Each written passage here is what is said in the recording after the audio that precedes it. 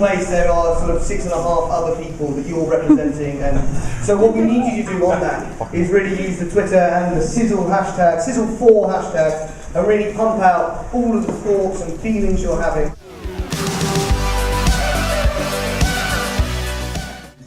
From meetups like the WordPress meetup last night to hackathons where people sleep on the floor in the cafe, and we had like a launch pad for students that want to get into startups.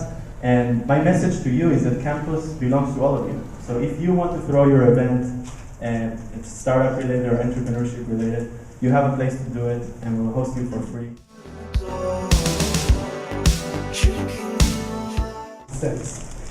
Tech clusters grow organically. This stuff is happening anyway. These are all quotes from startups.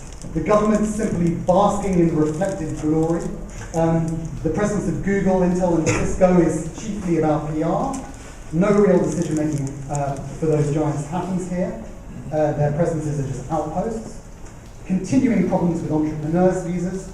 And what do a bunch of civil servants know about being an entrepreneur? Now, I know you're not a civil servant, but perhaps you can address them. If I could remember all those. But let's start with, I think you mentioned the name. Some people have asked why the name Tech City, and actually it's a great question. So here's the thing, we love the name Silicon Valley. It is a very cool term to use. But I asked Matt Bidoff, who coined the term, why he came up with the name, and he said because it was a bit of a joke really. It was really to point to the potential in Silicon Valley, but actually it's the companies around this roundabout. Now frankly, that's a little bit hard to market internationally and to promote internationally. And it is also, if I may gently say, a little bit British in that it's very humble, isn't it? We are as ambitious as Silicon Valley, but it's just a roundabout. So the idea was to simply create a very simple, very quick brand that we could market and promote internationally. So that's why. But don't give up Silicon Valley. I think love it. Start to focus a lot more on kind of, we talked a lot about money this year, I think, and I would focus more on scaling businesses and also probably universities as well, because I think it's great to talk about coding a lot, but one of the biggest things our companies are finding is scaling up in terms of teams as well. So a lot of product dev talent is missing here, go-to-market, commercial, pricing experts, and those coming out of business schools aren't being taught the right things. So that ties back to the universities. What are our MBA programs teaching us? Because they're not teaching about SEO or how to spend, AdWords or Facebook credits and whatnot. It's still sort of like 1980s marketing, right? So there's a lot of skill sets when you're scaling a business that are sorely lacking in London, in Europe in general. And again, that front end, therefore, team goes straight to the US. For biz dev talent, product, marketing talent. So I focus a lot on scaling much more than the next 12 months, and again, tying back with university. Yeah, I mean, I absolutely agree with that. One of the things that we find at Sonic is we can hire engineering talent. It's possible to find people. It's hard, but it's possible. But product managers, entrepreneurial marketing people, we just cannot find them.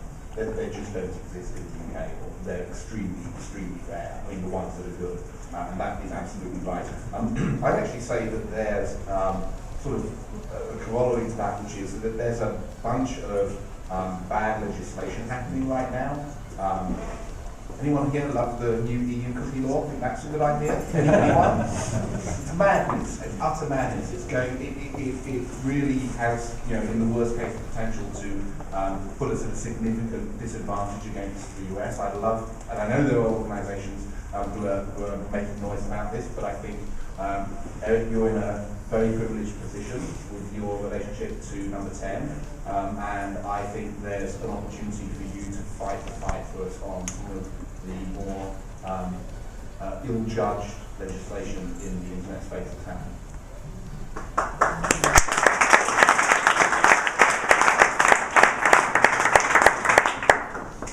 I think the only point I'd add to that is, I can see it being very useful to now you've got all these people that have come in through the investment, being able to get those connected to the community so that they can do something back. I think communities work best when they're self-sustaining. So getting Tech City to a point where it can manage itself out because the cluster is growing at a huge rate. You've reached that critical mass and the critical rate of growth, then that would be a fantastic outcome for my group.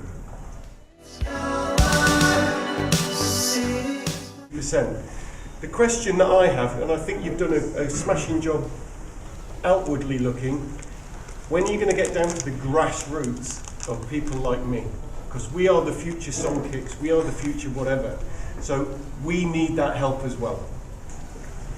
So lots of my peer group are just moving to the valley, so bringing talent in is one problem, but you've also got a problem with talent retention. And as much as you want to spend £50,000 on a WordPress theme and bring venture capitalists to London, if there's not the talent here to do that, what are you going to do to keep people here?